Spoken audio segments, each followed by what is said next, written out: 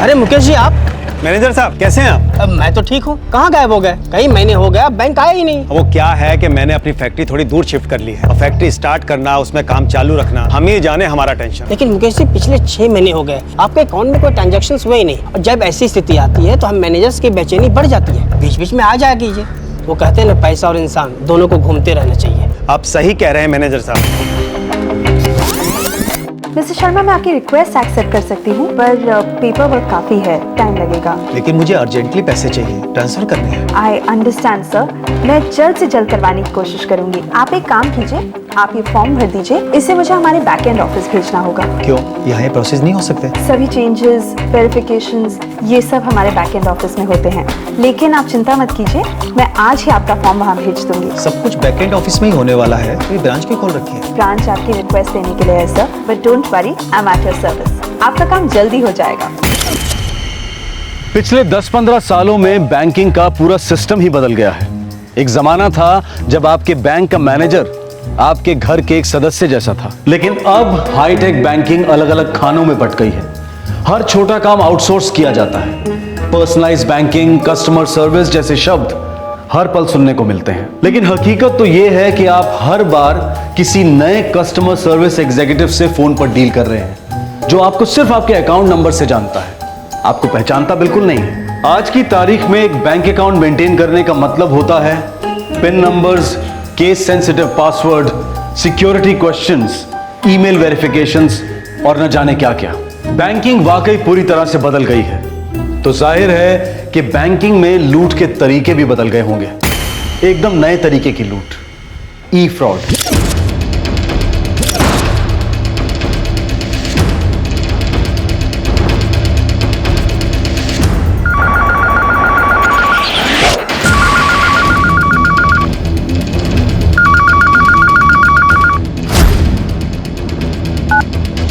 Hello hello, क्या ये mister Harish Thadani का लैंडलाइन नंबर है? जी हाँ, आप कौन बोल रहे हैं? जी, मेरी उनसे बहुत पुरानी पहचान है, कई साल हुए हम टच में नहीं हैं। जी आई एम सॉरी, हरीश जी की डेथ हो चुकी है। ओह गॉड, कब? जी 2 साल पहले। I am so sorry madam. It's okay. वैसे मेरा नाम मौसमी है, मैं उनकी बहू हूँ। क्या मैं आपकी कुछ मदद कर सकती हूँ? जी नहीं, कुछ नहीं, थैंक यू, बाय।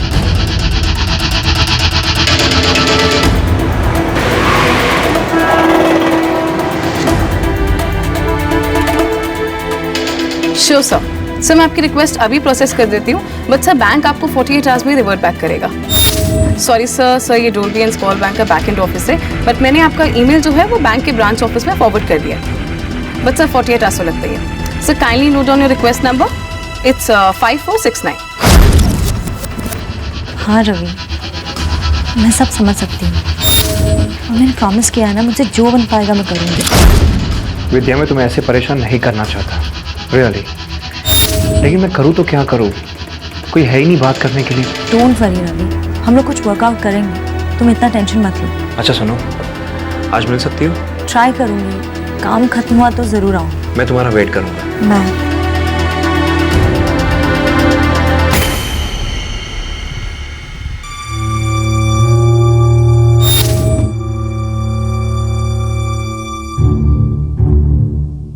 आनंद, रवि मेरा दोस्त है। और मैं तुम्हारा हस्बैंड हूँ विद्या। आनंद, रवि मेरा बचपन का दोस्त है, उसकी मदद करने वाला कोई नहीं है। चालाक है वो, यूज कर रहा है तुम्हें विद्या। प्लीज आनंद, 7 साल हो गए, तुम एक ही बात बार बार कहते रहते हो। और कहता रहूंगा विद्या, जब तक तुम्हारी आंखों और अकल पे पड़ी है इमोशनल पट्टियां ना खोल दो। आज तुम एक शादीशुदा औरत हो, हमारे रिलेशन के लिए कोई रेस्पॉन्सिबिलिटी है तुम्हारी विद्या। हमारी पूरी जिंदगी की प्लानिंग अभी बाकी है, और यह आदमी है कि हमारा ज्यादातर टाइम खा जाता है। आए दिन अपनी कोई नई फाइनेंशियल प्रॉब्लम लेके वो तुम्हारे सामने आता है, और तुम हो कि बेवकूफों की तरह उसे पैसे देती रहती हो। बस विद्या, मैं तुमसे बात कर रहा हूं, ठीक है? करती रहो तुम इस रवि की मदद, मैं तुम्हें कभी नहीं टोकूंगा, लेकिन तुम मुझे ये मत बोलना कि मैंने तुम्हें कभी फोन नहीं किया।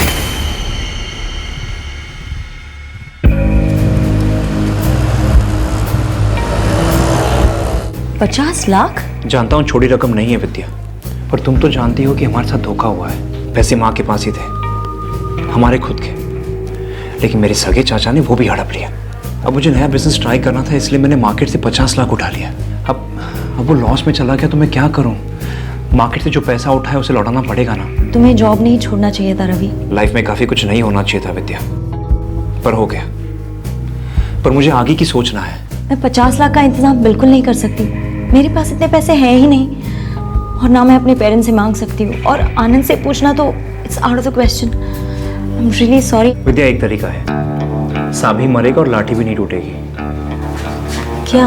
तुम्हारी company Mindspeak consultants Dolby and Scold के कंट्री वाइड अकाउंट्स हैंडल करती है ना? हाँ, तो विद्या, मेरे पास एक प्लान है।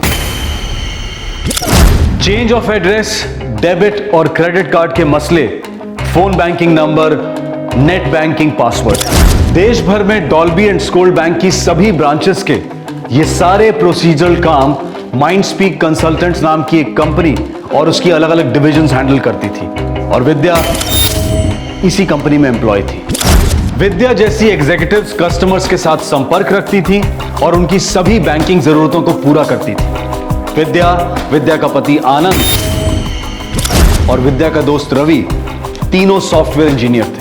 रवि बैकएंड ऑपरेशंस के सभी तौर तरीकों से वाकिफ था और उन्हें तोड़ मरोड़ के एक फ्रॉड करने की फिराक में था।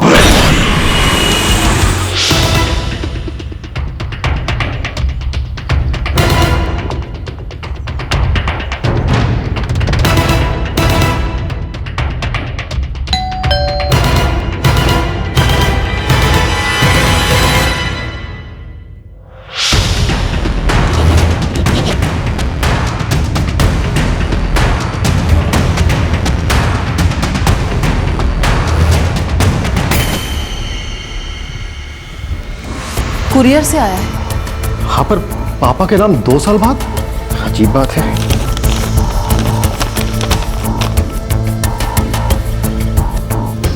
मौसमी, मुझे तो कुछ समझ में नहीं आ रहा है। पापा को बैंक वालों ने इंटीमेशन लेटर भेजा है चेंज ऑफ एड्रेस के लिए, उनके अकाउंट को लेकर। ये कैसे हो सकता है?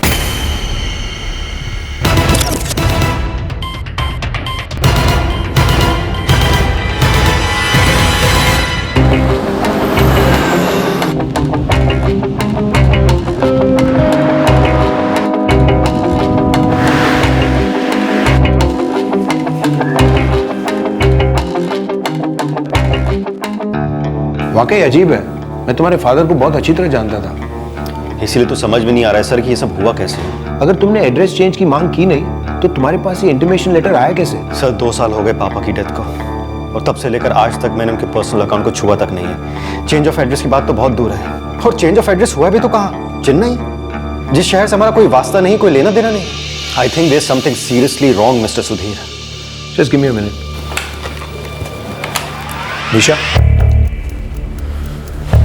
मीशा, ये लेटर हमारे ब्रांच से मिस्टर थगानी के घर गया है। यस सर, मैंने परसों ही डिस्पैच किया था अपने रेगुलर कुरियर से। ये एड्रेस चेंज की रिक्वेस्ट कब आई? रिक्वेस्ट कब आई थी तो मुझे चेक करना होगा, लेकिन चेंज ऑफ एड्रेस का इंटीमेशन मुझे बैकएंड ऑफिस से मिला और मैंने सारे डिटेल्स मिस्टर थरानी के एड्रेस पर कुरियर कर दिए थे। अरे पर चेंज ऑफ एड्रेस की रिक्वेस्ट किसने दी थी? जिनका अकाउंट है उन्होंने? मिस्टर हरीश थरानी, मेरे फादर? वो तो गुजर चुके हैं और मैंने आपको कोई रिक्वेस्ट दी नहीं। मिस्टर संदीप, हम ये हमारे बैकएंड ऑफिस से चेक करेंगे। What is this backend operation? ये क्या होता है और कहां पर है? Mindspeak consultant Chennai. चेन्नई? आप टेंशन मत लीजिए, we'll sort this out. Misha, मुझे मिस्टर थरानी के पूरे अकाउंट की डिटेल्स चाहिए। He is a very esteemed customer of ours. Okay sir.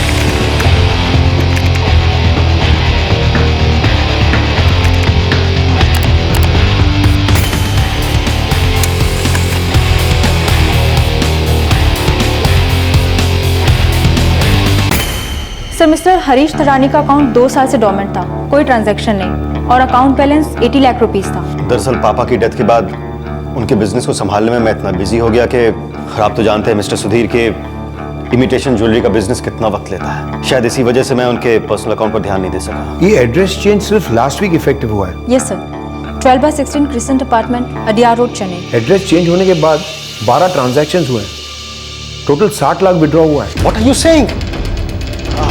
How is this possible? Debit card, chequebook, net banking password, सारे डिटेल्स न्यू चेन्नई एड्रेस को send कर दिए गए थे। हाँ, लेकिन आप लोग ऐसा कैसे कर सकते हैं?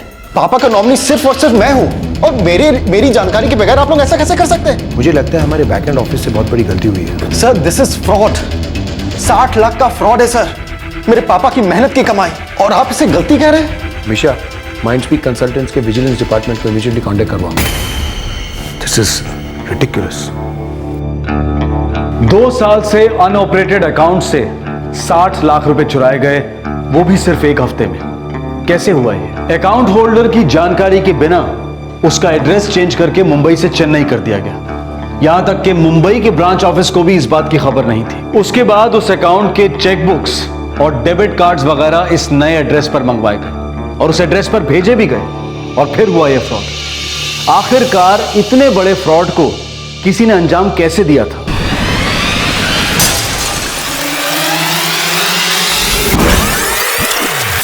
विद्या, मेरे पास एक प्लान है। कैसा प्लान? डॉल्बी एंड स्कूल के बैंक अकाउंट्स। एक मिनट रवि, तुम सोच क्या रहे हो? पहले मुझे बताओ, तुम मेरी मदद करोगी ना? पहले बताओ प्लान क्या है? जब मैं सीसी सॉफ्टवेयर में काम करता था तब हम एनबीसी के बैंक अकाउंट्स हैंडल करते थे। तब मैंने नोट किया कि इसमें से कई सारे बैंक अकाउंट्स सालों तक इनएक्टिव रहते हैं। ये फ्रॉड होगा। विद्या, सालों तक लाखों रुपए अनयूज पड़े रहते हैं और किसी को भनक तक नहीं पड़ेगी। और जब मेरे पैसे रिकवर हो जाएंगे हम उन अकाउंट्स में पैसे वापस डाल देंगे। देखो रवि, तुम मेरे बहुत अच्छे दोस्त हो, लेकिन ये बहुत गलत है और मैं अपनी रेपुटेशन रिस्क पर नहीं डाल सकती। 20 साल की फ्रेंडशिप है हमारी। तुम्हें लगता है कभी मैं चाहूंगा कि तुम्हारा नाम उछले या तुम्हारी रेपुटेशन पर आ जाए? पर रवि, पकड़े जाएंगे। ऐसा कुछ भी नहीं होगा। देखो, तुम सिर्फ वो अकाउंट्स की इन्फॉर्मेशन मुझे लाके दो जो कई महीनों से या सालों से इनएक्टिव पड़े हैं। That's it. बाकी सारा मैं संभाल लूंगा विद्या। एंड आई रिपीट, तुम्हें कुछ नहीं होगा, तुम्हारा नाम बीच में नहीं आएगा।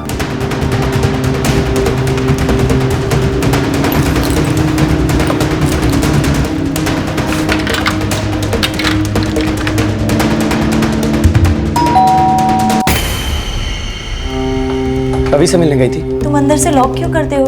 तुम्हें पता है ना मेरे पास चाबियां हैं। रवि से मिलने गई थी मैं। अर्जेंटली मिलना था उसे, मुश्किल में फंस गया है वो। और मेरे फोन कॉल्स अटेंड करने का टाइम भी नहीं था तुम्हारे पास। देती तो वही बात होती ना। रवि के साथ हो, क्या कर रही हो, कब तक आओगी? विद्या, तुम क्या आनंद, हम एक दूसरे को 7 साल से जानते हैं, साथ में काम शुरू किया, प्यार किया, शादी की। मैं सिर्फ तुमसे प्यार करती हूँ आनंद।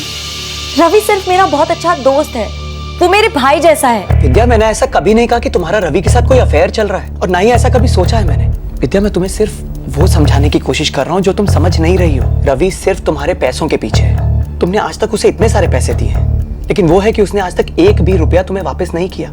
तुम मेरी पत्नी हो विद्या, प्यार करता हूं तुमसे। क्या मुझे इतना भी अधिकार नहीं कि तुम्हें किसी तरह की प्रॉब्लम से बचाऊं? हर बार सोचता हूं, कहता भी हूं खुद से कि तुम्हें नहीं टोकूंगा। विद्या, मैं हमारे परिवार को बनने से पहले टूटते हुए नहीं देखना चाहता। Believe me.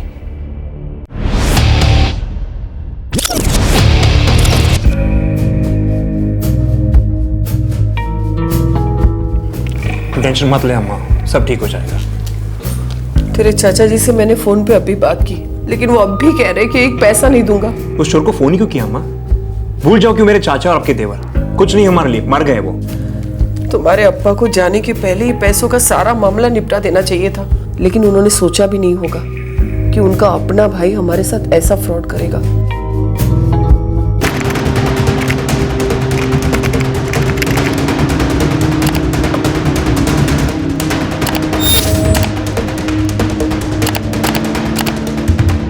थोड़ा टाइम लग रहा है रवि।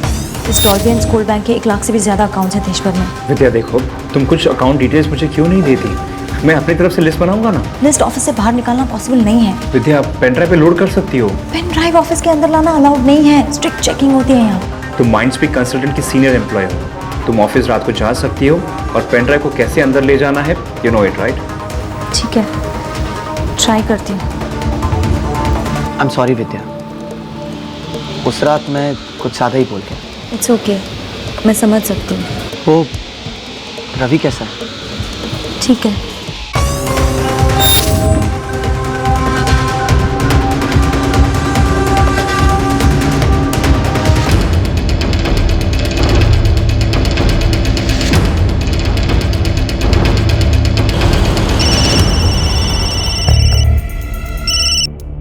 हाँ नंद, बोलो। कहाँ हो तुम? ऑफिस जा रही थी।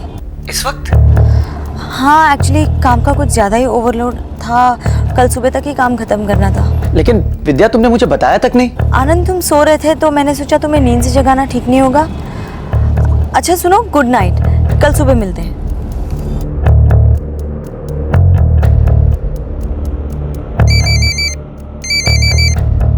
हाँ आनंद बोलो। रवि, मुझे अच्छी तरह पता है कि तुम हमेशा की तरह एक बार फिर बहुत बड़े कर्ज में डूब गए हो, और इस बार इतना अंदर धंस चुके हो कि तुम्हारी बेस्ट फ्रेंड विद्या भी तुम्हें बाहर नहीं निकाल सकती। Am I right? Absolutely right Anand. अगर विद्या नहीं होती तो मैं अभी तक फिनिश हो गया होता। कहीं तुम विद्या के करियर को फिनिश करने पे तो नहीं तुले हुए हो? आनंद, व्हाट डू यू मीन यार? रवि, पता नहीं क्यों मुझे बार बार ऐसा लग रहा है कि तुम विद्या को बहका रहे हो। तुम जरूर उससे कुछ ऐसा करवाने वाले हो जो बहुत गलत होगा। नहीं नहीं आनंद, ट्रस्ट मी, मैं ऐसा कभी नहीं कर सकता। मैं तुम्हारी इस बात का विश्वास करने का फुल ट्राई करूंगा। Bye.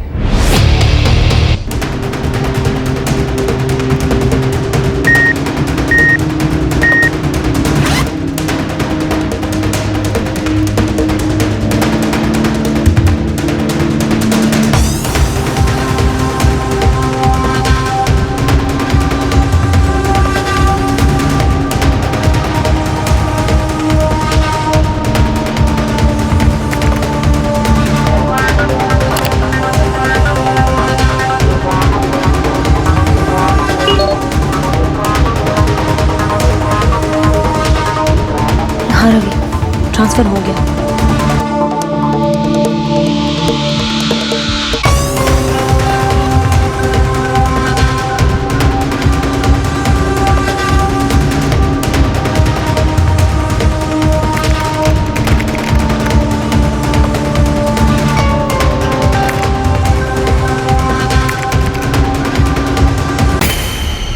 Dolby and scold bank की देश भर में सैकड़ों ब्रांचेस हैं, जिनमें हजारों ऐसे अकाउंट थे जो एक अरसे से डॉर्मेंट थे, यानी कि उनमें किसी भी तरह की कोई ट्रांजैक्शन नहीं हुई थी। इन अकाउंट्स में पैसा ज्यों का त्यों पड़ा था कई सालों से। आखिरकार रवि ने एक ऐसा ही अकाउंट चुना, मिस्टर हरीश थडानी का अकाउंट। इस अकाउंट में 2 साल से कोई एक्टिविटी नहीं हुई थी, और इस अकाउंट का बैलेंस भी काफी बड़ा था। ये देख। हरीश थडानी? हाँ, मुंबई के फूड बेंच का अकाउंट है। 2 सालों से एक भी ट्रांजैक्शन नहीं हुआ। पूरे 80 लाख बैलेंस अकाउंट में बड़े बड़े सड़ रहे हैं। रवि, ये बहुत रिस्की होगा, कैसे होगा? क्या रिस्क होगा? 2 साल से पैसों पर लकड़ी का जाल बिछा हुआ है। क्रिमिनल है ऐसे पैसे पड़े रहना, किसी को पड़ी नहीं है, कोई मॉनिटर भी नहीं कर रहा है। And the best part, you know, account holder mister Harish Thadani हमेशा के लिए डॉर्मेंट हो गया है। आई मीन 2 साल पहले ऑफ। तुम्हें कैसे पता चला ये? हरीश जी की डेथ हो चुकी है। ओह गॉड, कब? जी 2 साल पहले। I am so sorry madam. Vidya, मैंने सब कुछ पता लगा लिया है, सब सेट है। लेकिन उस अकाउंट से पैसे तुम कैसे बाहर निकलवाओगे? Net banking, debit card, chequebook. हाँ, लेकिन ये सब तो मिस्टर थडानी की फैमिली के पास होगा ना, मतलब जो उसका नॉमिनी होगा। मिस्टर थडानी की नई फैमिली मैं हूँ। एक काम करो, इस अकाउंट होल्डर का एड्रेस चेंज करवा दो और नई एड्रेस पर डेबिट कार्ड और चेकबुक भिजवा दो। तो मैं फटाफट उस अकाउंट से मेरे अकाउंट में पैसे ट्रांसफर कर दूंगा, और जैसे मेरा काम हो जाएगा हम वापस रीट्रांसफर कर देंगे। सिंपल। क्या सिंपल रवि? कैसे होगा? होगा विद्या, देखो, चेंज ऑफ एड्रेस का रिक्वेस्ट ब्रांच ऑफिस जाएगा, राइट? फिर ब्रांच सारे डॉक्यूमेंट्स कलेक्ट करेगा और एक आउटसोर्स एजेंसी वेरीफाई करेगी। फिर वो सारे पेपर्स तुम्हारे कंपनी यानी बैकएंड ऑफिस आएंगे। मतलब जो भी चेंजेस होने होंगे, मतलब यहाँ तुम्हारे माइंडस्पीक कंसल्टेंट के ऑफिस में होंगे, और जो चेकबुक और डेबिट कार्ड है वो तुम ही डिस्पैच करोगे। लेकिन 2 साल पहले गुजरा हुआ आदमी Harish Thadani change of address की रिक्वेजिशन कैसे भेजेगा? एक मिनट, ये देखो, ये उसके ई सिग्नेचर है। अब इसे कॉपी करना कोई रॉकेट साइंस तो नहीं है ना? मतलब फॉर्जरी? विद्या, इसमें किसी का नुकसान नहीं हो रहा है, मैं बस पैसों पे लगी दीमक को साफ कर रहा हूँ। और सुनो, इस सिग्नेचर को हम कॉपी करके वहाँ यूज करेंगे। लेकिन सारे पेपर्स पहले ब्रांच जाते हैं, फिर आउटसोर्स एजेंसी के पास जाते हैं, फिर वो पुरानी एड्रेस पर जाकर वेरीफाई किए जाते हैं। ये सारा प्रोसीजर स्किप कर दो, बात यहाँ तक जानी नहीं चाहिए। तुम सीधे अपने ऑफिस से एड्रेस चेंज कर देना, और फिर अपने ऑफिस से नए एड्रेस पर चेकबुक और डेबिट कार्ड को डिस्पैच कर देना। वो जैसे मुझे मिलते हैं, मैं उस अकाउंट से पैसे अपने अकाउंट में ट्रांसफर कर दूंगा और मेरा काम हो जाएगा विद्या। लेकिन हरीश थडानी का अकाउंट मुंबई की ब्रांच में है और वो मेरे अंडर नहीं आता, और मैं अपने कंप्यूटर से उसमें लॉगिन नहीं कर सकती। मुंबई ब्रांच का इंचार्ज कौन है? मेघना। तो पासवर्ड मांग लो इस मेघना से, अब कह दो कि तुम्हारा सर्वर डाउन है। कोई अपना पासवर्ड नहीं डिस्क्लोज करता, ये तुम भी जानते हो। तो दुनिया में कभी कोई हिम्मत करके ऐसे काम नहीं करता। मांगो उसे, मेघना तुम्हारी दोस्त है और तुम पर कौन शक कर सकता है?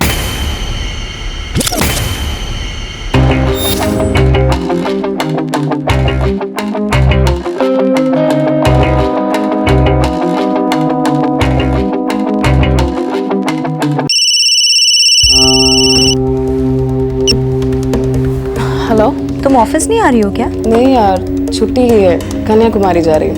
एक्चुअली एक हेल्प चाहिए थी मेघना। हाँ बोलो। मेरा सर्वर डाउन है और कुछ अकाउंट्स अर्जेंटली प्रोसेस करने थे। क्या मैं तुम्हारा आईडी और पासवर्ड थोड़े टाइम के लिए यूज़ कर सकती हूँ please? Vidya no, I mean it's not allowed right? I know, पर थोड़ा अर्जेंट है। कुछ प्रिविलेज्ड कस्टमर्स के अकाउंट्स हैं जो प्रोसेस करने थे और कल हेड ऑफिस भेजने थे जो अभी तक नहीं गए हैं। मैं किसी और से हेल्प मांग भी नहीं सकती और बॉस को बोल भी नहीं सकती कि काम नहीं हुआ है।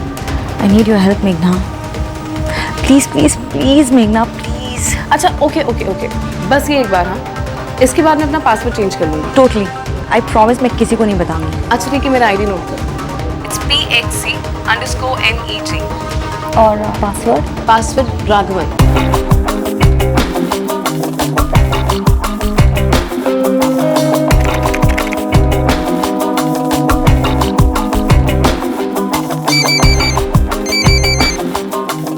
हाँ रवि, वो नया address 12/16 crescent apartments, idea road, Chennai. 1 महीने के लिए ये फ्लैट मैंने किराए पे लिया है। चेंज ऑफ एड्रेस 2 दिन में इफेक्टिव हो जाएगा। नॉर्मली इतना टाइम लगता है। पर ये सिचुएशन तो नॉर्मल नहीं है ना। तुम मेघना के सिस्टम से लॉग इन करो और प्रोसेस जल्दी करवाओ। 12 घंटे में हो सकता है। तुम बैकएंड में हो, तुम्हें कोई क्वेश्चन नहीं करेगा विद्या। ओके।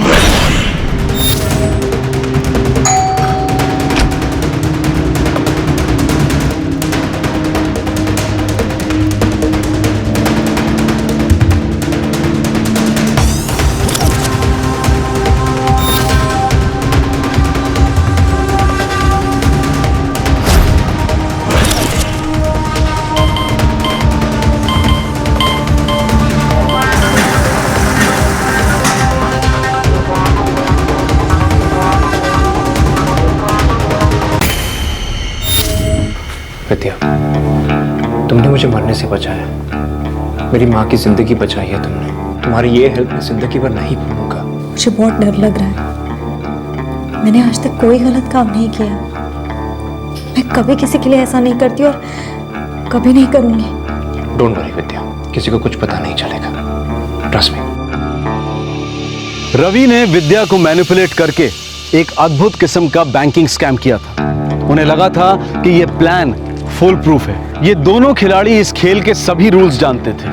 वो सभी लूपहोल्स भी जानते थे जिनके बेसिस पे ये फ्रॉड किया गया था। लेकिन ये खिलाड़ी कुछ छोटे बेसिक रूल से वाकिफ नहीं थे कि जब भी एड्रेस चेंज किया जाता है तो बैंक कंफर्मेशन नोटिस नए और पुराने दोनों एड्रेसेस पर भेजता है।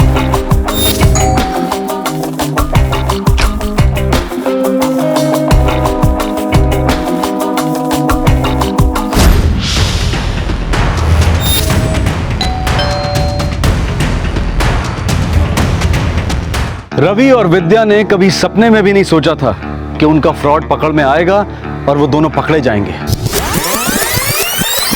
मिशा, माइंडस्पीक कंसल्टेंट्स के विजिलेंस डिपार्टमेंट को इमीडिएटली कांटेक्ट करो। लेकिन सर, जब कोई क्रॉस वेरिफिकेशन हुई ही नहीं तो फिर ये हुआ कैसे? हुआ है मिस्टर मेनन, इसलिए तो मैं कह रहा हूं बिना कोई वेरिफिकेशन के ये सब किया गया है। 60 लाख साफ किए गए हैं एक डोरमेंट अकाउंट से। Oh my God. मुझे ASAP उस सर्वर की डिटेल्स चाहिए जहां से ये चेंजेस इफेक्ट में लाए गए। ये एक बहुत ही सीरियस फ्रॉड है और जल्द से जल्द पकड़ में आ जाना चाहिए। बिल्कुल। सर, आप प्लीज मुझे एक फॉर्मल कंप्लेंट भेज दीजिए। अपना ईमेल चेक करो, भेज दिया है। मिस्टर संदीप, क्या कहूँ, सॉरी कहते हुए भी शर्म आती है। सर, आप लोगों को लगता होगा कि बैंक अकाउंट में 80 लाख रुपए हैं तो बहुत अमीर, बहुत बड़े आदमी होंगे, लेकिन मैं और सिर्फ मैं जानता हूं कि मेरे पापा ने किस तरह से खून पसीना बहाकर इस बिजनेस को खड़ा किया है। डोर टू डोर जाते थे इमिटेशन ज्वेलरी को बेचने के लिए, तब जाकर यूनिट खड़ी हुई है। कोई भी अकाउंट को, खास करके जिसमें इतना बैलेंस हो, कभी ऐसे डॉर्मेंट नहीं रखना चाहिए। टाइम टू टाइम उसमें ट्रांजैक्शंस कर लेनी चाहिए और अकाउंट चेक करते रहना चाहिए। अगर ये काम भी हम ही करेंगे तो फिर बैंक क्या काम करेगा? बैंक के पास पब्लिक का पैसा सिक्योर है कि नहीं है? और अगर नहीं है तो आपके कस्टमर केयर एग्जीक्यूटिव दिन में 15 बार फोन क्यों नहीं करते हमें ईमेल क्यों नहीं भेजते कि सर आपका अकाउंट डॉर्मेंट है, ट्रांजैक्शन कीजिए प्लीज? क्योंकि जब बात आती है होम लोन की, कार लोन की, दूसरा अकाउंट खोलने की, तो आपके कस्टमर एग्जीक्यूटिव्स हम पर चील की तरह झपट पड़ते हैं। तो फिर अब क्यों नहीं? पापा के जाने के बाद अगर आपने हमें बता दिया तो क्लोज कर देता अकाउंट, पैसे कहीं और इन्वेस्ट कर देता मैं आपका गुस्सा समझ सकता हूं, but believe me, this is the rarest of rare cases. ये क्रिमिनल एक्ट है सर। आपके पर्सनलाइज बैंकिंग और ई बैंकिंग के एडवर्टाइजमेंट पर सवालिया निशान उठाता है। वो तो गनीमत है लेटर मेरे हाथ लग गया, वरना तो मुझे इस फ्रॉड के बारे में पता ही नहीं चलता, और शायद आपको भी नहीं।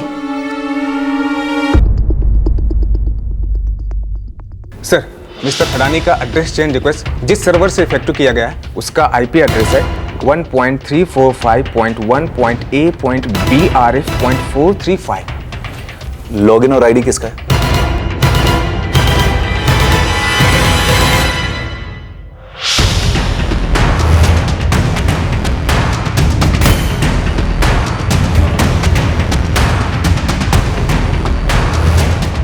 मेघना, तुम्हें हमारे साथ चलना होगा। क्यों? बोला ना चलो। लंच कर रही हूँ, बाद में आती हूँ। ऐसी भी क्या चलती है? चलती हो या फिर घसीट के ले चलूं? चलो। हुआ क्या? कुछ पता है? मुझे क्या पता क्या हुआ। मेघना, लॉगिन तुम्हारे आईडी और पासवर्ड के साथ हुआ, एड्रेस चेंज भी इसी आईडी से हुआ, पैसे ट्रांसफर भी तुम्हारे आईडी और पासवर्ड के साथ ही किया गया। सर आई स्वेयर सर, मैंने ये सब नहीं किया सर। सच बोलो मेघना प्लीज, तुम्हारे लिए अच्छा होगा। सर मैं सच कह रही हूँ सर। सच निकलवाने का आईडी और पासवर्ड दोनों पुलिस के पास है, वो तुम्हारी जुबान खोलेंगे।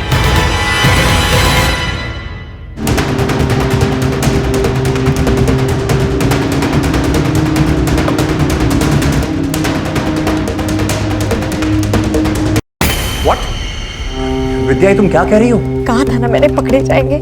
मेघना को पुलिस लेकर गई है, अब हमारी भारी। टेंशन मत लो, मैं जो कह रहा हूँ ना वो ध्यान से सुनो। टेंशन नहीं लो, पुलिस से क्या बोलूंगी मैं, वो लोग कभी भी मुझ तक पहुंच सकते हैं। विद्या, वो मेघना के आगे नहीं बढ़ेंगे, और वो जितना भी बोले कि उससे तुम्हें पासवर्ड फोन पे दिया तो तुम साफ मना कर देना। वो मेरी फ्रेंड है, इनोसेंट है, वो उसे जेल हो जाएगी। ठीक है, सब कुछ बता देना, फिर मुझे जेल हो जाएगी विद्या, और तुम्हें भी हो जाएगी। आनंद के बारे में सोचो, उस पर क्या बीतेगी। विद्या, उसे कंपनी से निकाल दिया जाएगा, हम तीनों बर्बाद हो जाएंगे।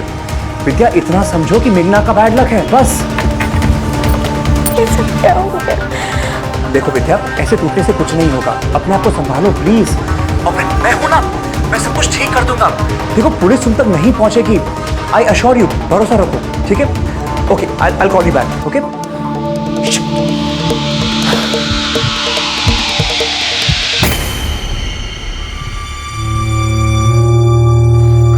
फ्रॉड किया है।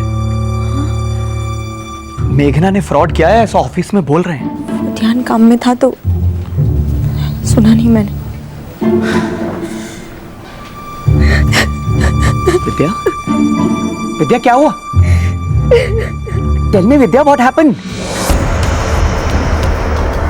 विद्या, गेम इज ओवर।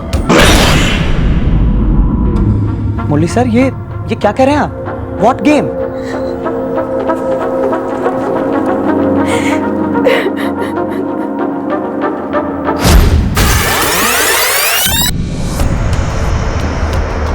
सर, इस लेडी को अरेस्ट कीजिए, इसने हमारे कस्टमर के साथ फ्रॉड किया है, डॉल्बी एंड स्कोल्ड बैंक। ये कुछ बता नहीं रही है, लेकिन हमारे पास कॉन्क्रीट एविडेंस है। Sir please sir, I am not. मेघना, वन लास्ट चांस, यहां पर बताओगी तो तुम्हारे लिए अच्छा होगा, पुलिस स्टेशन में तुम्हारे लिए अच्छा नहीं होगा, ये तुम जानते हो। Sir I have not done anything sir, please sir, एक मिनट सर, एक मिनट सर, ये सब किस दिन हुआ है सर? 13 अगस्त। सर 13 से 18 अगस्त तक मैं लीव पर थी sir. I was in Kanyakumari. और सर 13 अगस्त को मुझे विद्या ने भी फोन किया था, वो मुझसे मेरा आईडी पासवर्ड मांग रही थी सर। मेरा सर्वर डाउन है और कुछ अकाउंट्स अर्जेंटली प्रोसेस करने थे। क्या मैं तुम्हारा आईडी और पासवर्ड थोड़े टाइम के लिए यूज कर सकती हूँ प्लीज? मेघना, ये रियल लाइफ है, कोई बी ग्रेड फिल्म या टेलीविजन सीरियल नहीं है कि तुम जो भी बकोगी हम लोग मान लेंगे। You think we are stupid? Stupid तो मैं थी सर, वो मेरी सीनियर है, और उस दिन जब उसने मुझे फोन किया तो वो बहुत रिक्वेस्ट कर रही थी, उसने कहा कि उसका सर्वर डाउन है। सर शी इज राइट, 13 से 18 के बीच में मेघना छुट्टी पे थी।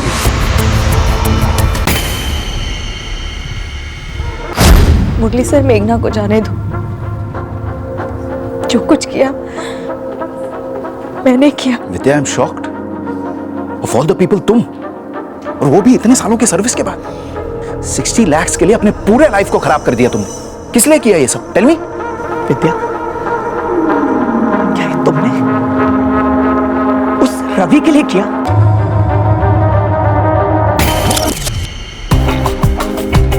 विद्या ने जैसे ही रवि को फ्रॉड पकड़े जाने की खबर दी, रवि गायब हो गया। पुलिस अब तक उसे पकड़ नहीं पाई है। विद्या का पति आनंद अपनी पत्नी को जेल से बाहर निकलवाने की पूरी कोशिशें कर रहा है, लेकिन विद्या को अब तक बेल नहीं मिली। हर बार उसकी एप्लीकेशन रिजेक्ट हो जाती है क्योंकि इस जुर्म में उसका साथी अब तक फरार है। विद्या शौक में है कि रवि उसे इस तरह से फंसाकर पैसों के साथ भाग गया है। मेघना पर भी सख्त कार्रवाई की गई है अपना सर्वर लॉगिन आईडी और पासवर्ड किसी और के साथ शेयर करने के लिए। किसी भी कंपनी में ये एक बहुत बड़ा सिक्योरिटी रिस्क है। संदीप थडानी ने अपना पैसा रिकवर करने की कानूनी प्रक्रिया शुरू कर दी है। वो इस केस में विद्या, रवि और मेघना के साथ साथ डॉल्बी एंड स्कोल्ड बैंक को भी अपना गुनहगार मानता है। फ्रॉड से लूटे गए 60 लाख रुपए अभी तक ट्रेस नहीं हुए हैं। जब एक अकाउंट एक अरसे तक इस्तेमाल नहीं होता तो उस अकाउंट को डोरमेंट यानी इनएक्टिव करार दिया जाता है। इनएक्टिविटी की duration bank to bank depend करती है। इस अकाउंट को फिर से ऑपरेशनल बनाने के लिए अकाउंट होल्डर को कई तरह के आइडेंटिफिकेशन डॉक्यूमेंट सबमिट करने पड़ते हैं। वेरिफिकेशन के कई प्रोसीजर से गुजरना पड़ता है। आजकल के बैंकिंग सिस्टम में पर्सनल डिटेल्स वेरीफाई करने के अलग अलग तरीके होते हैं। ज्यादातर ये काम आउटसोर्स किए जाते हैं। सरल शब्दों में इसका मतलब है कि आपके और मेरे बैंक अकाउंट की अब कई चाबियां हैं और ये सभी चाबियां अलग अलग हाथों में हैं। हमारे आज के एपिसोड की दूसरी कहानी, गुब्बारा एक हद तक हवा बर्दाश्त कर सकता है, या फिर यह भी कहा जा सकता है कि हवा एक हद तक गुब्बारे को बर्दाश्त कर सकती है। हम इंसानों के साथ भी कुछ ऐसा ही है। कोई अगले को धकेलता है, सामने वाला मजबूरियों के दलदल में धंसा होने के बावजूद बंदा उसे धकेलता जाता है। अब जब पीड़ित जिल्लत की दीवार से बिल्कुल सट जाता है तो वो दस्तक होती है कि कुछ भयंकर होने वाला है। गुब्बारा फटने वाला है।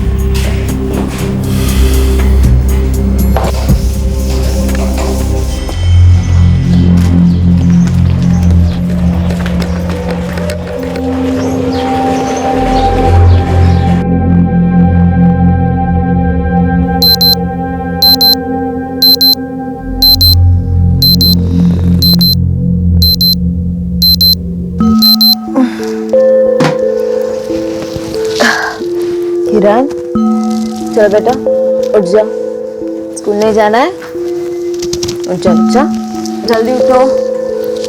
किरण जल्दी उठो, ब्रेकफास्ट में क्या खाओगे?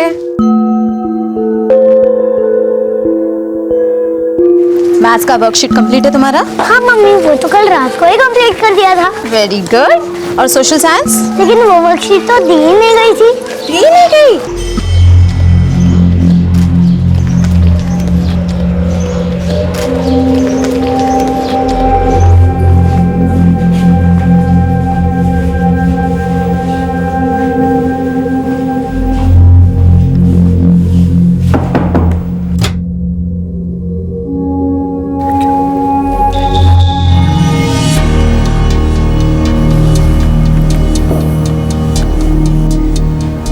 रवि, हाँ? इधर आना। क्या हुआ? है कुछ। सुप्रिया का कॉलेज सुबह 8 बजे शुरू होता है, इसलिए वो सुबह 6:30 बजे यहाँ आती है। मतलब सुबह की बैच में सिर्फ एक ही लड़की होती है और तुम दोनों 2 घंटे इस कमरे में बंद रहते हो? अनीता, ये क्या कह रही है तुम? सुप्रिया स्टूडेंट है मेरी। स्टूडेंट होगी मगर बच्ची तो नहीं है ना। रवि, तुम मुझे सच सच बताओ कि ये सब क्या हो रहा है? तुम्हारा दिमाग खराब हो रहा है। 25 स्टूडेंट्स है तुम्हारे, उनमें से सिर्फ एक ही लड़की है जिसका सुबह कॉलेज होता है और सिर्फ एक ही लड़की है जिसके लिए तुम्हें सुबह 6:30 बजे क्लासेस खोलने पड़ते हैं। अनीता, सुप्रिया एक बहुत ही हार्ड वर्किंग स्टूडेंट है। अभी उसके सब्जेक्ट्स ऐसे हैं कि उस बेचारी का मॉर्निंग कॉलेज होता है, इसमें उसकी क्या गलती है? और इतनी मेहनती लड़की। कितनी मेहनती है वो तुम ही जानो, मगर मुझे इतना दिखाई दे रहा है कि तुम उस पर जरा ज्यादा ही मेहनत कर रहे हो।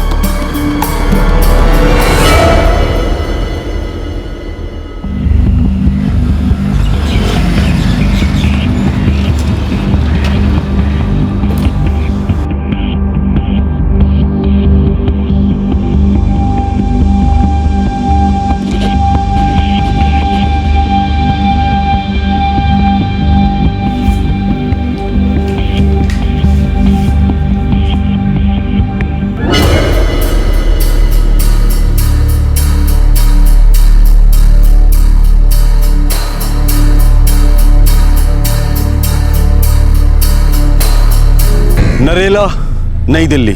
रवि डिसूजा अपनी छोटी सी कोचिंग क्लास को चलाए रखने के लिए दिन रात हाथ पैर मार रहा था। ऊपर से उसकी पत्नी अनीता शक कर रही थी कि उसके अपनी एक स्टूडेंट सुप्रिया के साथ अवैध संबंध है। रवि जिंदगी के उस चौराहे पर खड़ा था जहां दबाव, तनाव, तंगी और जज्बात चारों मिलकर उसका गला घोट रहे थे। रवि आजादी चाहता था, खुलकर शांति से सांस लेना चाहता था, कहीं दूर, बहुत दूर।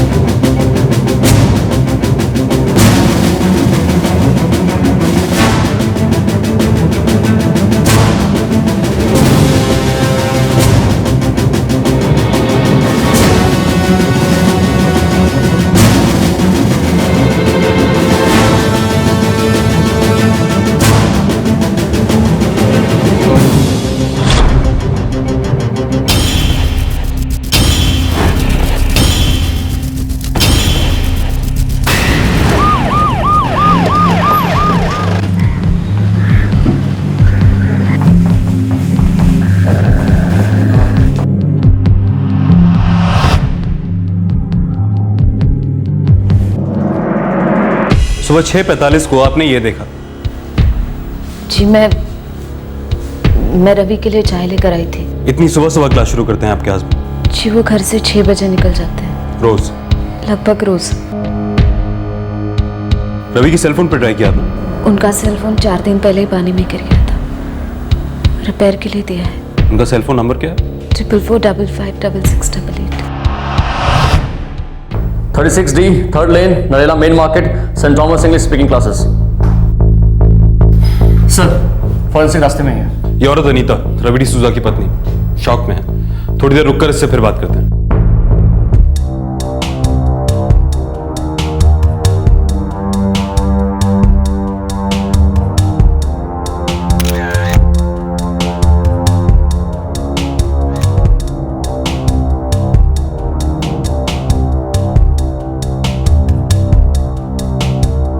अरुण, इंस्पेक्टर ऑन ड्यूटी से कहो कि इस जगह को सील कर दे, हमें यहाँ दोबारा आना होगा। सर। क्या हुआ मम्मा? पापा कहाँ है? पापा को क्या हुआ है मम्मा? पापा को कुछ नहीं हुआ बेटा, पापा जल्दी घर आ जाएंगे। मुझे कुछ नहीं पता बेटा कहाँ चले गए।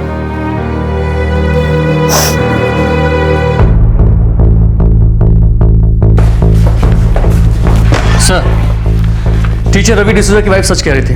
4 दिन में रवि डिसूजा के सेल से कोई कॉल नहीं हुआ। कहा था अंजाम बुरा होगा। ये वार्निंग, ये संदेश, यही इशारा है। ये कोई आपसी दुश्मनी का केस हो सकता है? हो सकता है सर। सर, ये नेशनल पीपल्स बैंक की तरफ से आया लोन का नोटिस है जो मुझे क्लासरूम से मिला। रवि डिसूजा ने 1.5 लाख का लोन लिया था सर, जो चुका नहीं पा रहा था। बैंक से आया वो ये 15वां नोटिस है। रवि डिसूजा की पत्नी अनीता कुछ छुपा रही है हमसे।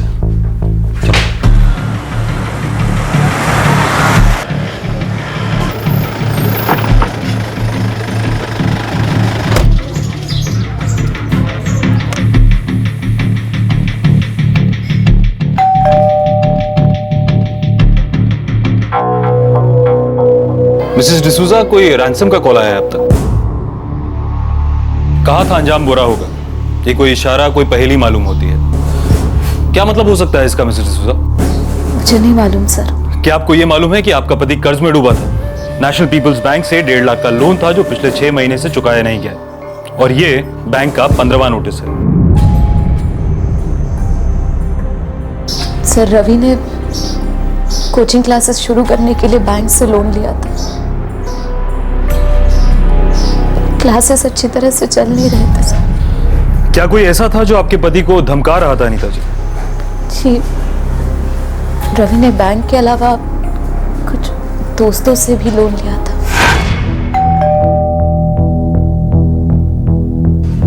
क्या रवि, आजकल तो फोन भी स्विच ऑफ करके रखना शुरू कर दिया? अरे नहीं सुरेश, मैं भला ऐसा क्यों करूंगा?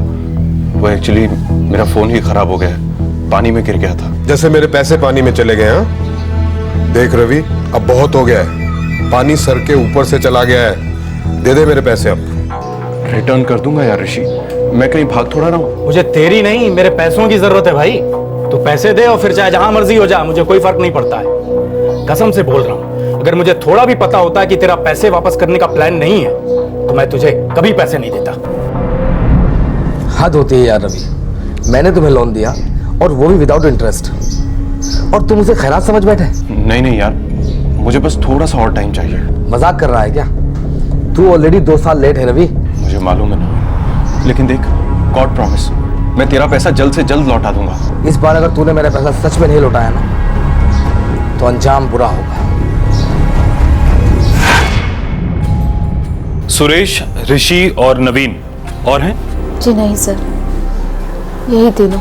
और कुछ ऐसा नहीं है जो कि हमें मालूम होना चाहिए लेकिन आप हमें बता नहीं रही? जी नहीं सर, ऐसा कुछ नहीं है।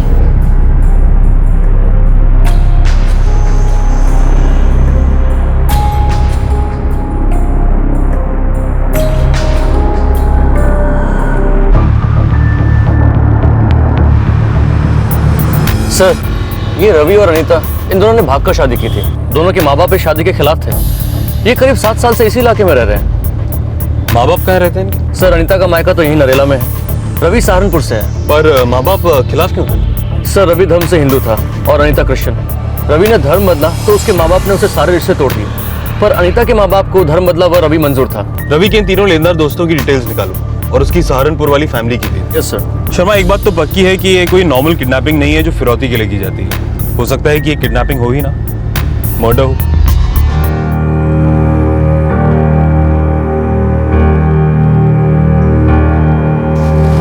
किरण,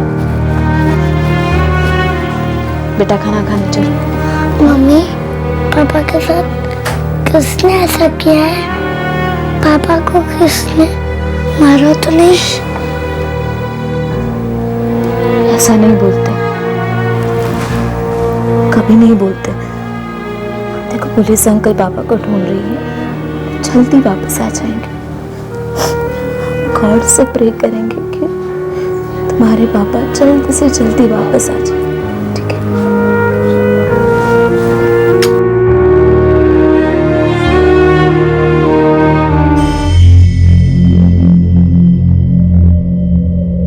सुप्रिया स्टूडेंट है मेरी। स्टूडेंट होगी मगर बच्ची तो नहीं है ना। रवि, तुम मुझे सच सच बताओ कि ये सब क्या हो रहा है?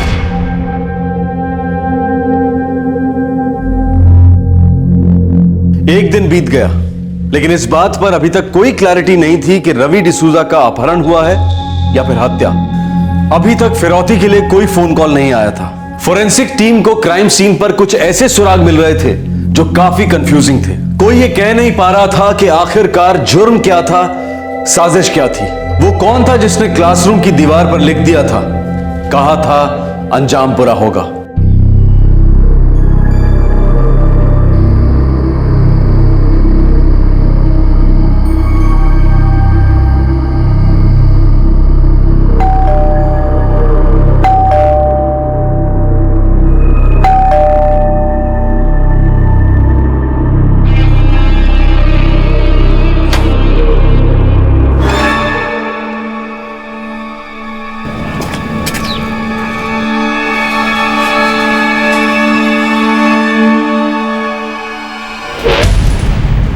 सर 2 साल पहले रवि ने मुझसे 30,000 रुपये लिए थे और ये कहा था कि 2 हफ्ते में लौटा दूंगा, लेकिन आज तक कुछ पता नहीं सर। सर 2.5 साल पहले ही took 25,000 फ्रॉम मी और अभी तक लौटा ही रहा है। सर 20,000 मुझसे लिए थे, 4 साल हो गए, एक पैसा तक वापस नहीं आया। अब आप ही बताइए सर, क्या इतनी छोटी सी रकम के लिए हम लोग इतना बड़ा क्राइम करेंगे? इतनी छोटी सी रकम के लिए तुम तीनों ने रवि को तरह तरह से धमकियां दी, इंसल्ट किया, तो किडनैप भी तो कर सकते थे। सर कैसे करेंगे, हम लोग कोई क्रिमिनल थोड़े ही हैं, बस बातों ही बातों में उसको डराते रहते थे ताकि वो हमारे पैसे दे दे। सर इतना सब कुछ हो जाने के बाद भी वो हमारा अच्छा दोस्त है, और आप तो जानते हैं कि दोस्तों में ऐसा होता रहता है, रियल में ऐसा कौन करेगा? सर सच तो यह है कि हम लोगों की सिर्फ इतनी गलती है कि हमने उसको पैसे उधार दिए और उससे वापस मांगे। अब कोई और हमारी आर्मी ये गेम खेल रहा है ताकि उसका कुछ फायदा हो और हम लोग फंस जाएं। रवि ने बैंक के अलावा कुछ दोस्तों से भी लोन लिया था। कहा था अंजाम बुरा होगा। तुम तीनों में से किसने कहा था ये? कौन था जो रवि डिसूजा को सबक सिखाना चाहता था? कैसा सबक सर? सबक तो हमें मिला है कि दोस्ती और पैसे को कभी मिक्स मत करो।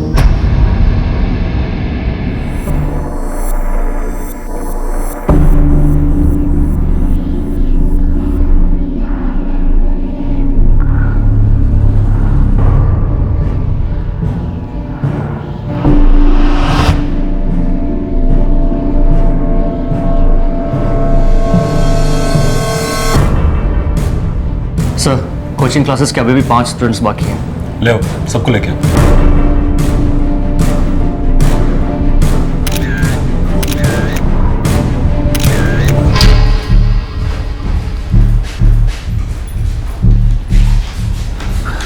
अजीब बात है सर, रवि डिसूजा की तो किसी से कोई खास दुश्मनी भी नहीं थी। उससे भी ज्यादा अजीब तो यह है कि उसकी सुबह की क्लास में कोई भी नहीं था सिवाय एक लड़की के, सुप्रिया। उससे मेरी बात हुई है सर, दिल्ली से बाहर है, कल तक वापस आ रही है।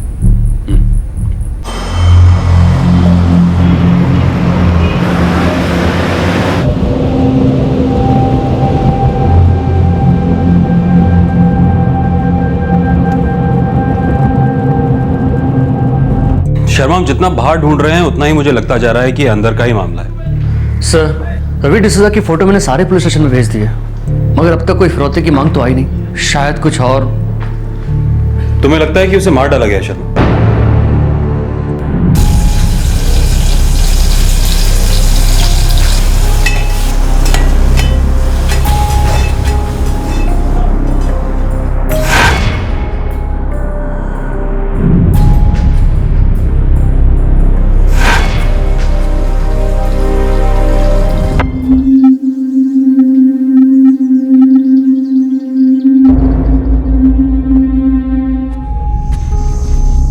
बेटा किरण, आपके पापा ने आपको कभी किसी टेंशन के बारे में कुछ बताया? No uncle. देखो बेटा, हमें डर है कि शायद आपके पापा के साथ कुछ बुरा हुआ है, और हम ये जानना चाहते हैं कि ऐसा होने के लिए पहले क्या हुआ होगा। हमें डाउट है कि आपकी मम्मी हमसे कुछ छुपा रही है, सच नहीं बता रही है। अनीता, सुप्रिया सिर्फ स्टूडेंट है मेरी, तुम ऐसे ही छोटी सी बात का बतंगड़ बना रही हो। सिर्फ वही क्यों? कोई और क्यों नहीं? सिर्फ वही एक अकेली है जो सुबह 6:30 बजे आ सकती है। वाह। देखो अनीता, पहले ही मेरे सर पे परेशानियां कम नहीं है, ऊपर से तुम मेरी मदद करने के बजाय किसी फालतू से अफेयर का शक कर रही हो। अब मुझे एक और सरदर्द नहीं चाहिए, प्लीज। मुझे भी सरदर्दी नहीं चाहिए, नहीं चाहिए, पर मुझे सब समझ में आ रहा है। सच्चाई छुपती नहीं है, सब दिखाई दे रहा है मुझे कि क्या हो रहा है। खाक समझ में आ रहा तुम्हें। अगर मुझे किसी लड़की से अफेयर करना होता तो मैं उसे मिलने के लिए अपनी कोचिंग क्लासेस में बुलाता, जहां तुम जब चाहे सीधा घुस सकती हो। जरा लॉजिक का तो सोचो यार। लॉजिक तो परफेक्ट है। तुम्हें लगा कि तुम मेरे नाक के नीचे अफेयर कर लोगे और मुझे कुछ पता ही नहीं चलेगा। मुझे लगेगा कि स्टूडेंट और टीचर का रिश्ता है और मैं नजरअंदाज कर दूंगी। तुम्हारे इस क्लासरूम की गंध को मैंने सूंघ लिया है। गंध मेरी क्लास में नहीं, बल्कि तुम्हारे दिमाग में घुस चुकी है, वो भी इस कदर कि वहां अब कुछ और नहीं घुस सकता। देखो अनीता, तुम्हें जो भी सोचना है तुम सोचो, लेकिन प्लीज मुझे बख्श दो।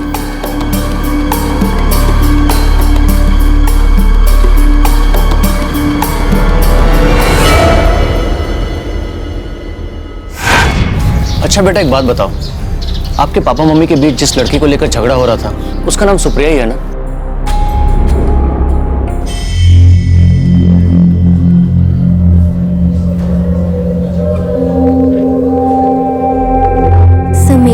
रवि सर के बीच ऐसा कुछ नहीं चल रहा था। मैं डिप्लोमा कर रही हूँ सर, और आगे पढ़ना चाहती हूँ, तो रवि सर से इंग्लिश ट्रेनिंग ले रही थी। पर सुबह 6:30 बजे क्लास होता था तुम्हारा, वो भी अकेली स्टूडेंट थी तुम क्लास में? समय डिप्लोमा कॉलेज का पहला लेक्चर 8 बजे होता है, दिन भर चलता है, और शाम को घर का काम होता है। सो मैंने रवि सर से रिक्वेस्ट किया था कि क्या मैं 6:30 बजे आ सकती हूँ। उन्होंने कहा हाँ, और मैं आती थी सर, और कुछ नहीं होता था वहाँ पर। अनीता मैडम का शक बिल्कुल सच नहीं है सर। मैंने कभी कोई गलत काम नहीं किया सर, और सर ने भी कभी कुछ गलत नहीं किया। और तुम रोज सुबह 6:30 बजे क्लास के लिए पहुंच जाती थी, लेकिन सिर्फ उस दिन सुबह तुम क्लास के लिए क्यों नहीं गई जिस दिन तुम्हारे रवि सर गायब हुए? सर क्योंकि उस सुबह मेरा क्लास ही नहीं था। मैंने एक दिन पहले ही रवि सर को बताया था कि मैं नहीं आ सकती। सर कल मेरा थोड़ा सा काम है, मैं सुबह नहीं आ पाऊंगी। कोई बात नहीं सुप्रिया, फिर हम लोग परसों मिलते हैं। Thank you sir. Good day sir. Days नहीं Supriya, day. Good day. Oh हाँ, गुड डे सर। सुप्रिया, तुम्हारे रवि और अनीता के अलावा ऐसा कोई है जिसे ये बात मालूम हो कि तुम उस दिन सुबह क्लास के लिए नहीं जाने वाली थी? मैं किसी और को क्यों बताती सर? सुप्रिया, तुम्हें क्या ऐसा डाउट होता है कि रवि की पत्नी अनीता को तुम दोनों के अफेयर का शक इस तरह से खाए जा रहा था कि शायद उसने खुद ही रवि को? सॉरी सर, मैं इस बारे में कुछ नहीं कहना चाहती। मुझे रवि सर के पर्सनल लाइफ के बारे में कुछ नहीं मालूम। एक और बार कहती हूँ सर, मेरे और रवि सर के बीच कभी कुछ नहीं था और ना कुछ है। 2 दिन बीत गए थे लेकिन रवि डिसूजा की कोई खबर नहीं थी। पुलिस पूरी तरह से बौखला गई थी। यह अपहरण था या फिर मर्डर, या फिर इस कहानी में कोई तीसरा एंगल था।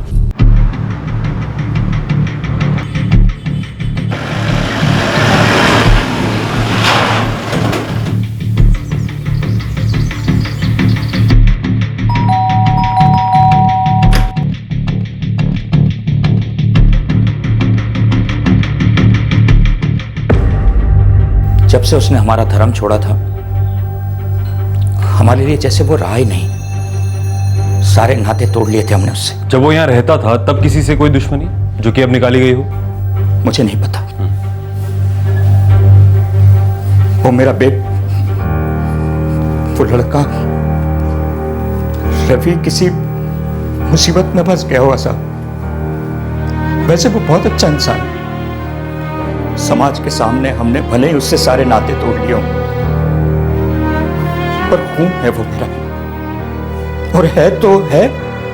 मैं अपने खून को अच्छी तरह से जानता हूं। आज तक उसकी किसी से कोई दुश्मनी नहीं है। पूरी जिंदगी में एक थप्पड़ तक नहीं मारा उसने किसी को। बहुत मेहनती था वो, तगड़ा दिमाग था उसके पास। तीनों भाइयों में सबसे अच्छा पढ़ता था, होशियार भी था। कितने अरमान।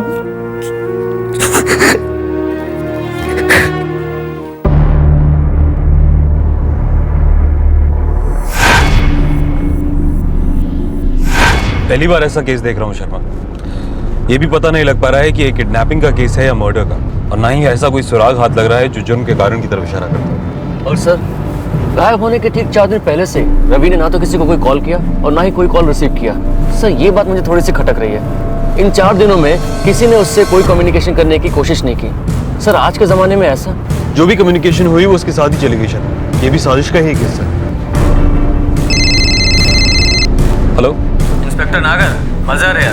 कोचिंग क्लासेस के क्राइम सीन को लेकर कुछ जरूरी फाइंडिंग्स मिली हैं, आपके साथ डिस्कस करनी है। जी मुझे 2 घंटे दीजिए, मैं अभी आपके लैब पहुंचता हूँ। ओके, मैं वेट कर रहा हूँ। जमीन से खून के निशानों को साफ किया गया है, सबूत मिटाने की कोशिश हुई है। जो खून जमीन पर स्प्रेड आउट हुआ लग रहा है वो दरअसल लाश घसीटने की वजह से नहीं, पोछा मारने से हुआ। तो आपका मतलब है कि कोई पहले बॉडी को कोचिंग सेंटर के बाहर लेकर गया और फिर लौट कर क्राइम सीन से सारे सबूतों को मिटा गया? यस, पॉसिबिलिटी है। सर ये देखिए, जिस तरह से ब्लड के मार्क्स स्प्रेड हुए हैं, ये मर्डर के वक्त तो हो ही नहीं सकता। सर मैं क्राइम सीन पे दोबारा से गया था, और सर ये खून का ट्रेल ऐसा लगता है कि जानबूझकर कोई हमारे लिए छोड़ के गया है। शायद कोई संदेशा या इशारा। इंस्पेक्टर, हमें शक है ये एक नेचुरल क्राइम सीन नहीं है कि कुछ हुआ और बस हमें सुराग मिल गया। यहाँ कुछ चीजें प्लांट की गई है, ये एक प्लान है इस वारदात में। ये तो मुझे भी काफी समय से लग रहा था। मुझे क्राइम सीन नेचुरल नहीं था, उसे जानबूझकर बनाया गया था। एक रंग, एक दिशा दी गई थी ये एक बहुत बड़ी खबर थी जो फोरेंसिक टीम ने पुलिस को दी। पुलिस का शक अब यकीन में बदल गया था कि ये जुर्म एक सोची समझी साजिश थी। क्या थी ये साजिश? कौन था इसके पीछे?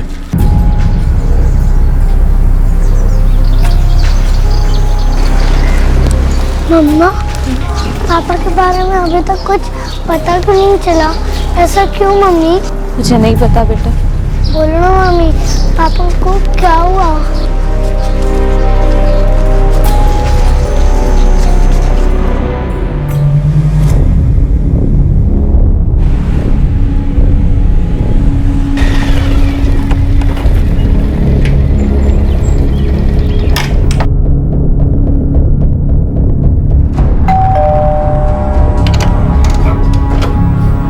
कैसा था आज का दिन?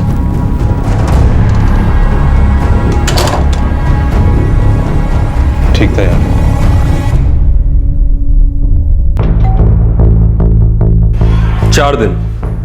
चार दिन बिना किसी भी तरह की कम्युनिकेशन के, और वो भी इतने बड़े शहर में, बहुत मुश्किल है संभाल लेना। हो सकता है रवि डिसूजा का फोन रिपेयर हो गया हो, मगर उसने अपनी वाइफ से छुपाया हो।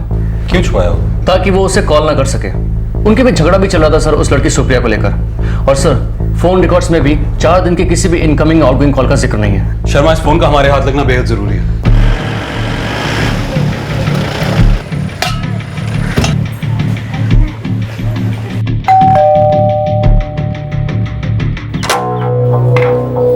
रवि ने फोन कहाँ दिया था रिपेयर के लिए? मुझे नहीं पता दुकान का नाम सर, बस इतना पता है कि रवि ने अपना फोन हमारे एरिया के किसी मोबाइल रिपेयर शॉप में दिया है।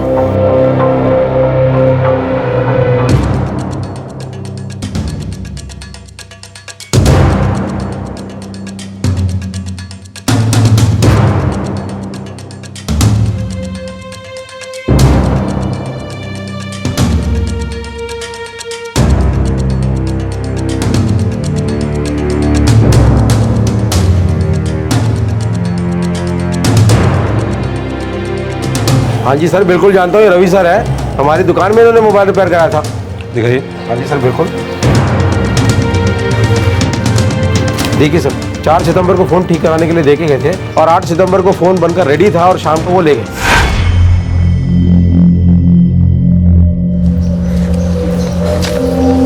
हाँ जी, आओ जी।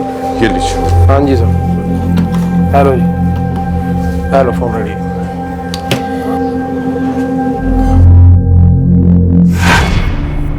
आठ सितंबर की शाम को रवि अपना फोन ले गया था, पक्का? जी सर, पक्का है। देखिए एंट्री है। लेकिन उसने अपना फोन तो स्विच ऑन किया ही नहीं, सिम कार्ड डाला ही नहीं। आपके सामने सिम कार्ड डाला था? दरअसल उन्होंने सिम कार्ड नहीं डाला था, मैंने खुद डाल के दिया था।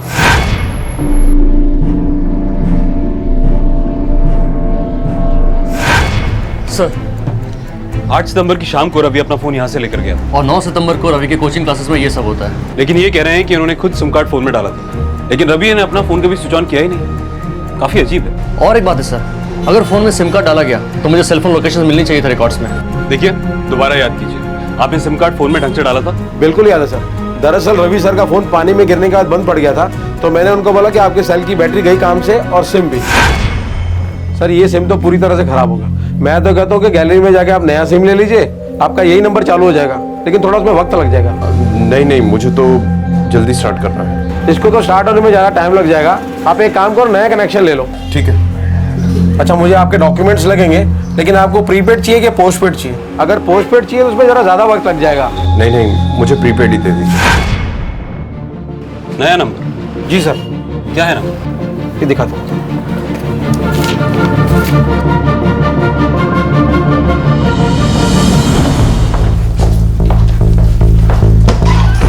सर रवि डिसूजा का नया नंबर 44467675। 8 सितंबर की शाम को इसे स्विच ऑन किया गया था। सर पहला कॉल इस 444568 पर हुआ था। कहाँ का नंबर है? देहरादून।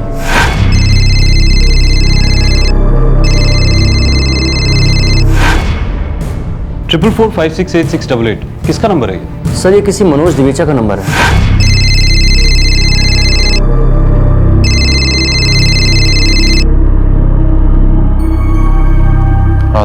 हेलो मनोज, रवि बोल रहा हूँ यार। हाँ रवि बोल। सब खैरियत? Manoj दिवेचा, 12/17 clock tower, Dehradun. कोई कुछ बोलेगा नहीं, हम सीधा वहां जाएंगे और डायरेक्ट पता लगाएंगे। यार अनीता और किरण को भी साथ ले आता। हाँ यार, लाना चाहिए था। लेकिन तू जब यहाँ पर है तो तेरी कोचिंग का क्या? लंबी छुट्टी? हाँ, सोच रहा हूँ यार, अब परमानेंट छुट्टी करता हूँ। ये तू क्या बोल रहा है रवि? हाँ यार, अब तुझसे क्या छिपाना, क्लासेस तो जैसे बंद करने की नौबत आ गई है। फीस बढ़ाओ तो स्टूडेंट्स ही नहीं आते, और मौजूदा फीस और स्टूडेंट्स में तो कुछ बचता ही नहीं है यार। रवि, अगर नए टीचर्स रखे तो? यार आजकल हर टीचर अपना खुद का क्लास खोलना चाहता है। अगर नया टीचर रखूंगा तो उसे मोटी सैलरी देनी पड़ेगी।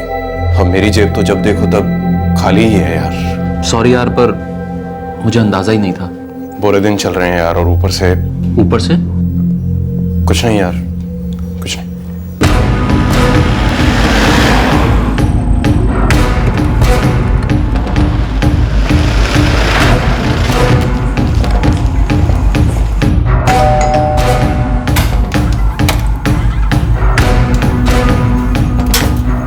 मनोज देवेचा।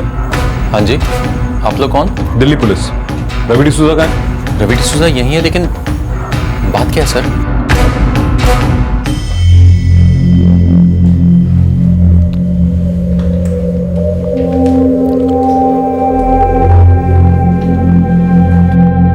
असली दुनिया में पुनः स्वागत है डिसूजा साहब।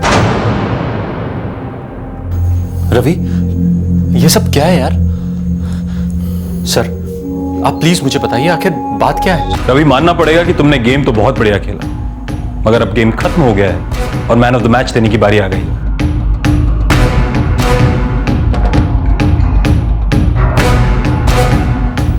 इंस्पेक्टर साहब, मेरा यकीन कीजिए, मुझे इन सब के बारे में कुछ भी नहीं पता। बस 8 सितंबर को रवि का फोन आया था, इसने बोला मैं आ रहा हूं। मैंने बोला ठीक है, आ जा। यार मनोज, मैं तेरे पास आ रहा हूँ, देहरादून। बढ़िया रवि, तू आ जा। बड़े अरसे से मिले भी नहीं है यार। पर ये अचानक तेरा ट्रिप कैसे बना? बस यार, कुछ काम है और कुछ और भी है, आकर बताऊंगा तुझे। ठीक है यार, तू आ जा। अनीता और किरण भी आ रहे हैं ना? नहीं यार, अकेला ही आ रहा हूं मैं। ये अकेला आ रहा था, मगर आने से पहले एक जबरदस्त प्लान बनाकर आ रहा था। अब उस प्लान में ये अकेला था या फिर इसकी बीवी और बच्चा भी शामिल था, यह अभी पता चल जाएगा।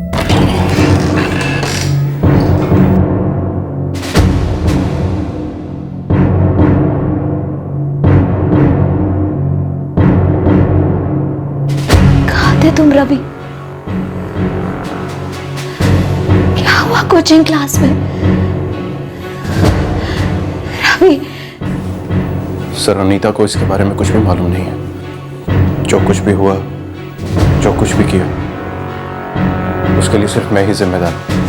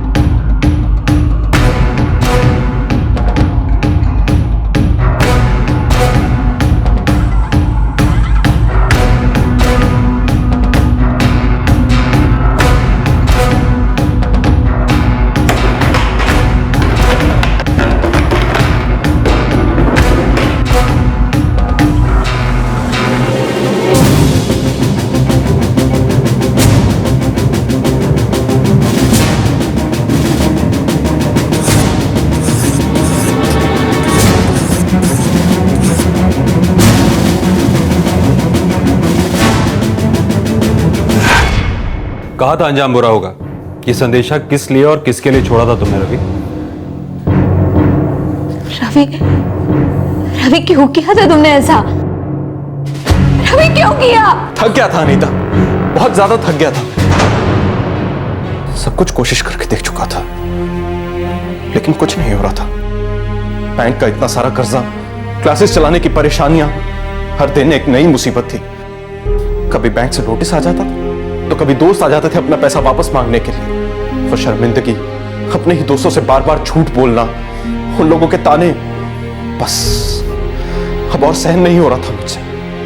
और इस सब के ऊपर अनीता, तुमने मेरी जिंदगी जहन्नुम बना के रख दी थी। सुप्रिया के साथ अफेयर की बात को लेकर जीना हराम कर दिया था तुमने मेरा।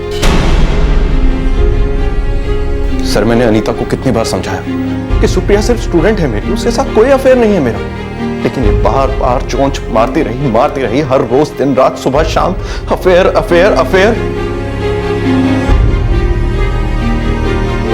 सर, मैं अपनी पत्नी अनीता और बेटे किरण के लिए सिर्फ एक अच्छी जिंदगी चाहता था। मैं चाहता था कि मैं एक अच्छा टीचर साबित हो जाऊं। बेशक मेरे स्टूडेंट्स मुझे कम फीस दें, लेकिन उन्हें मेरी हेल्प से अच्छे मार्क्स आए। और मुझे पूरा कॉन्फिडेंस भी था कि मैं ऐसा कर सकता हूं। मैं अगर फीस बढ़ाता तो मेरे स्टूडेंट्स चले जाते, और मौजूदा फीस में तो गुजारा करना भी मुश्किल था। कर्ज ने मेरी कमर तोड़ के रख दी थी सर, लेकिन अनीता के सुप्रिया के साथ अफेयर वाले तानों ने मुझे अंदर तक तोड़ के रख दिया। मैं तो सुसाइड करना चाहता था, लेकिन हिम्मत ही नहीं। जब भी कोशिश की, मेरे बेटे किरण का चेहरा बार बार मेरे सामने आ गया। उसे अकेला छोड़कर कैसे चला जाता। मैंने अनीता को समझाने की बहुत कोशिश की कि सुप्रिया के साथ मेरा कोई अफेयर नहीं है, स्टॉप दिस टॉर्चर प्लीज। बस इसीलिए मैं ये बचकाना सा स्टूपिड सा प्लान बना बैठा। I am guilty for this inspector, I am very sorry. Ravi D'Souza ऐसा कोई नहीं जिस पर टेंशन नहीं, दबाव नहीं। मैं समझता हूं कि तुम पर कई सारे प्रेशर एक साथ आए, लेकिन इस तरह का गैरकानूनी कदम उठाना किसी भी एंगल से सही नहीं है, ना तुम्हारे लिए, ना तुम्हारी फैमिली के लिए, और ऑब्वियसली समाज के लिए।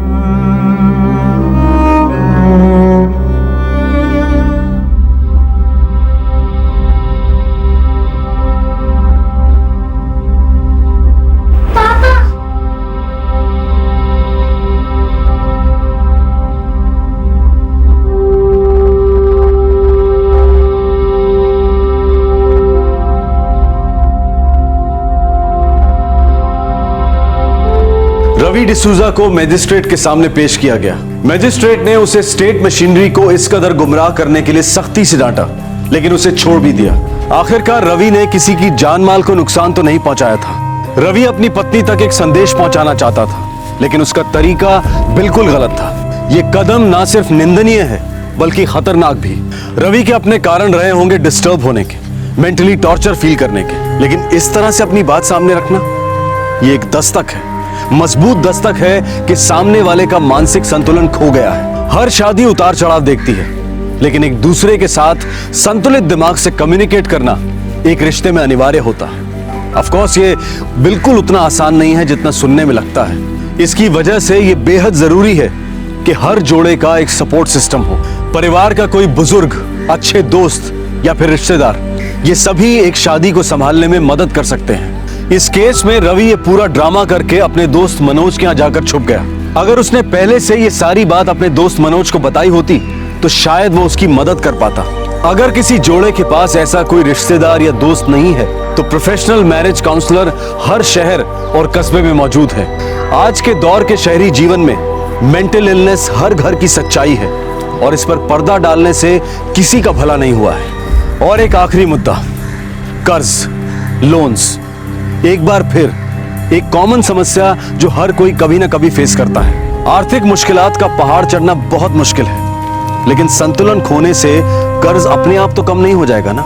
जरूरत है कि कर्ज में धंसने की शुरुआत में ही हम एक रियलिटी चेक करें कि क्या ये बिजनेस या प्रोफेशन वाकई मेरे लिए सही है, क्या कोई विकल्प नहीं है। जिंदगी के रास्ते में फूल किसी को नहीं मिलते, हाँ कांटे किसी को कम, तो किसी को ज्यादा मिलते हैं। इन कांटों से कब जूझना है, कब समझौता करना है, ये हम सब के लिए चैलेंज है। आपसे फिर मुलाकात होगी क्राइम पेट्रोल दस्तक में एक और नए केस के साथ। इस तरह के और भी एपिसोड देखने के लिए हमारे चैनल को सब्सक्राइब करें और बेल आइकन दबाना ना भूलें।